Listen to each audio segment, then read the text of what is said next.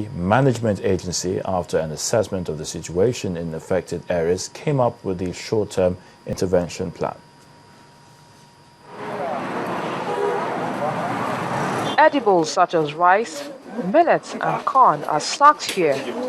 Beddings and toiletries are also among the items purchased to bring succor to victims affected in communal clashes and attacks in Langtang North, Langtang South, Riam, Barkinladi and 5 other LGAs by the State Emergency Management Agency. In other words, all the categories of victims would be able to get what will help them to help in their feeding needs, their clothing needs and their shelter needs. While some of the victims are present, many others could not come, and so some of the local government management committee heads promised to get the relief materials across to them and also appreciate the gesture of the state government. We are pretty sure that it's going to be a relief to our people. We remain grateful to SEMA, we remain grateful to the governor of this state, because the governor has been so good to us. He has been there for us. He has put all the machineries necessary, needed in place for peace to reign here in this local government. We are very, very grateful for what they have been showing on to us and the relief materials that they have been giving us at all times. So there is no any alternative to peace. We don't want fighting, and these things happen to our great dismay. These things have been long, and we expect that this thing should be put to an end. In whatever guise that they have been doing this thing, the perpetrators of this act, we are saying they should stop. We are for peace and not for war. The onus now rests on the committee chairman to make sure that the materials not only get to the right people without any discrimination, but also ensure that a permanent form of help comes their way to enable victims return to their normal lives. Inconsistent power supply is one major concern for small and medium enterprises in Aba market, a major market in Abia State. As a result of that, most of the operators in the market have resorted to generating sets. But this, they say, has resulted in reducing the quality of their products. At a glance, you may not be wrong to conclude that this is a marketplace. Surprisingly, it's not just any marketplace, but a corporate plaza located in Aba, where several fashion designers make wares and other products. Without mincing words, some of these designers found here are graduates, and after a long wait for white-collar jobs, a bold step is now taken to start a tailoring profession.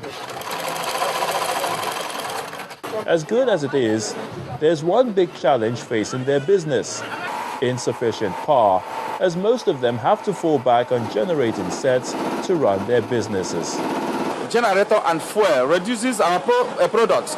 Electricity can enhance performance because we use it with industrial machines. But with plants, we use domestic machines. If we can have lights, we can show more than 6 or 7 in a day. In a couple of months or years to come, epileptic power supply will be a thing of the past. As the state government says, it's partnering with geometric power plants to provide electricity in the Aba metropolis.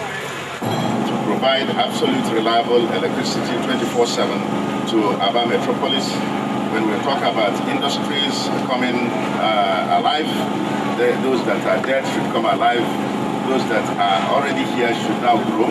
New ones will come. The whole idea is to support government in building up power in the country. You are extending this power not only to Aba. Aba will benefit. It's going to Onitsha and Oka, and in future it will go beyond those areas.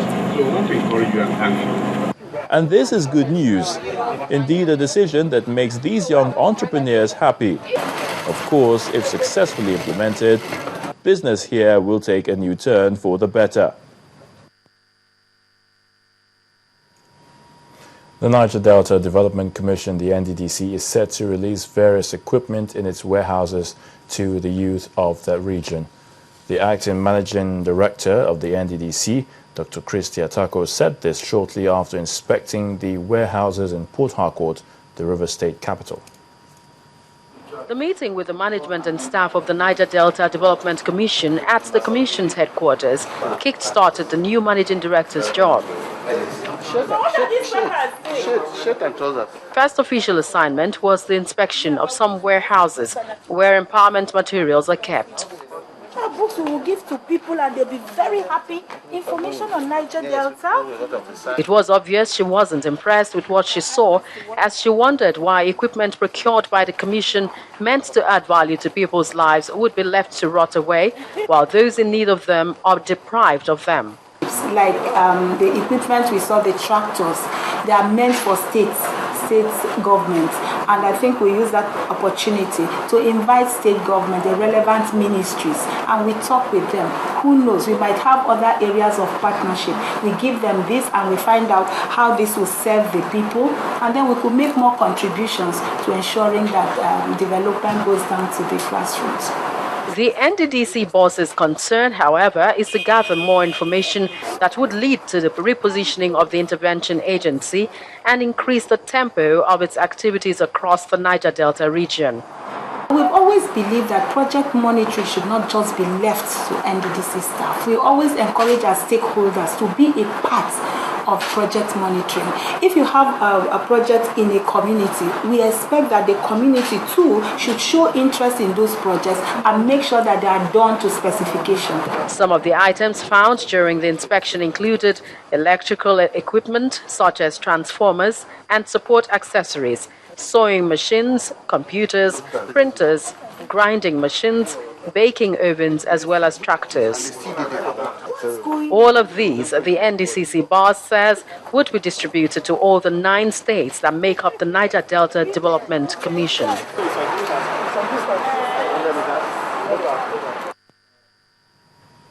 And still to come on News Track, OPEC to reduce shipment exports of oil by 190,000 barrels as refineries conduct seasonal maintenance. And Nigeria qualifies for the final of the 4x400 women's relay at the IAAF World Championships.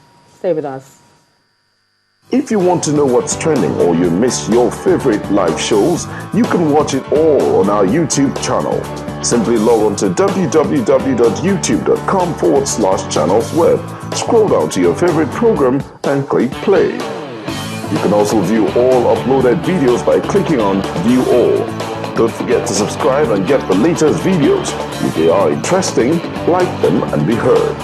Get connected with the channel's television YouTube page. The news at your fingertips.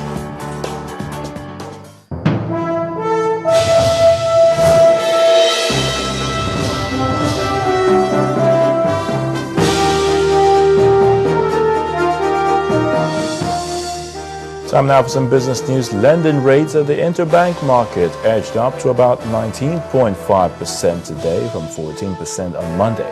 At its last Forex auction this week, the central bank sold about $521 million, while the Debt Management Office sold 70 billion naira worth in 3-year and 20-year bonds. Overnight placement closed at 19% from 14%, while call money closed at 20% against the 14% it closed at on Monday. Traders expect rates to ease next week on the release of monthly budgetary allocations to government agencies.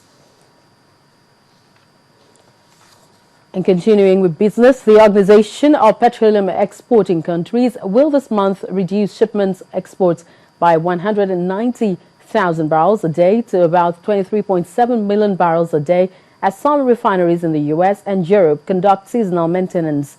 Nigeria's current export is about 1.84 million barrels per day, down 140,000 barrels per day from the 1.96 million barrels per day allocation given by the Organization of Petroleum Exporting Countries as the country's export quota. This will increase by 10,000 barrels by September as Shell Petroleum Development Company joint venture plans to ship 4 cargoes of Bonny Lights grade to the international market. However, shipments in the Middle East are expected to drop by 1.1% to about 17.3 million barrels a day. The next meeting of the OPEC member countries is scheduled to hold in Vienna on December 4. The bears returned to the Nigerian equities market today as it failed